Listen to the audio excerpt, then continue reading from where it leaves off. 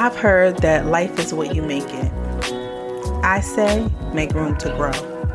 I'm your host, LaWanda Dockery, and this is the Make Room to Grow podcast.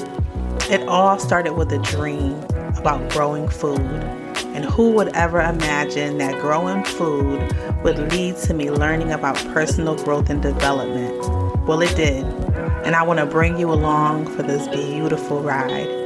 Thank you so much for joining me. Hello, Grow Nation. I hope this finds you guys well today and looking forward to a beautiful weekend.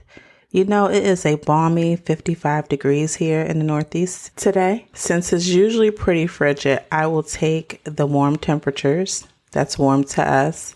It's really rainy, and I'll take that too over the snow. But it got me to thinking about fresh starts. I want to help you have a fresh start in the garden. So I'm often hearing, oh, I don't have a green thumb. I say there's no such thing. I have a brown thumb. Don't dare put a brown thumb on yourself when you really have a green one. So we just need to get you started. How can we get you started doing something that you've never done before? Or maybe you've done it before, you had a bad experience. I want you to get a fresh start. Are you ready? Okay, take out your pen and paper. If not, feel free to email me at info@makeroomtogrow.com and you will get a list, which will be your first shopping list that you can take to the store and get the supplies that you need to get started.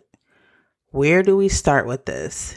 You may remember we need to establish what your grow zone is. We're going to look up hardiness zone or grow zone. Put that into Google. It will give you your grow zone. Mine happens to be 7A. Here in Connecticut, where I'm located, and you will find yours. That will dictate what your last frost date is of the year, as well as your first frost date. Your last frost date will be coming up this spring. Your first frost date will come up in the fall. It seems backwards, but go with me on this. Next, once you've established what type of climate you're growing in, you want to figure out what is it that you want to grow. You can start with really easy things like lettuce. I recommend that because it grows within 45 days. If you're not looking for the lettuce to grow out into full heads, you can get microgreens within about 2 weeks. Kale is another great one that you can grow and you don't have to wait until it fully matures. So think of those types of things that you want to get started. You can even get those started now and put them in your windowsill and watch those grow. All right, so fresh start. You've got your list. You know that you're going to find your grow zone. You know that you're going to figure out what you're going to grow. Where will you get seeds from? If you want to, you can go to a Home Depot, a Walmart, but you don't have to. You can go and make sure that these are non-GMO organic seeds. I told you before, botanicalinterests.com. I told you rareseeds.com. Also, if you go on to Google and search Homestead Heart. I've grown some of her seeds before. She has a homestead out in, I think, either Georgia or South Carolina with her husband, and she grows everything organically, and she has a seed shop up. Also, the Rusted Garden is another one. I think he's in Maryland. He has a seed store. So these are places that you can source seeds from that you know they're going to be organic. They're not using anything crazy in them, and you'll get a good quality seed. I will look into this sooner rather than later because you'll look up, it'll be springtime and everything will be picked over. So start that part now. Hardiness zone, we have our seeds.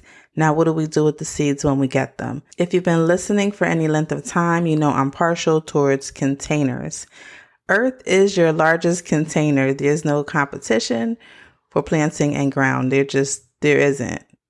Short of that, because I'm in Connecticut, I would get a container. Because we're preparing for the spring, you can still order your Vivo Sun fabric pots.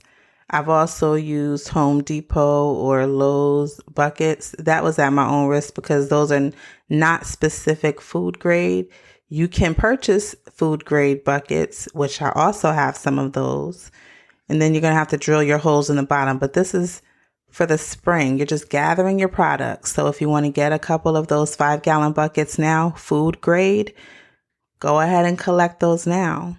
Also, you're going to want to figure out what growing medium will you use. So there are all types of soil. Can you go and just buy any Miracle Grow soil? You can, but you'll want to be cognizant of what you're putting in your body. I stick to organic. Miracle Grow has an organic formula that I use. I just get that because I know it works. There are all types of other brands, but stick to organic. Also, you can use coco coir to mix in with the soil. Coco coir expands when you put water with it. It's coco coir, C-O-C-O, and the second word is C-O-I-R.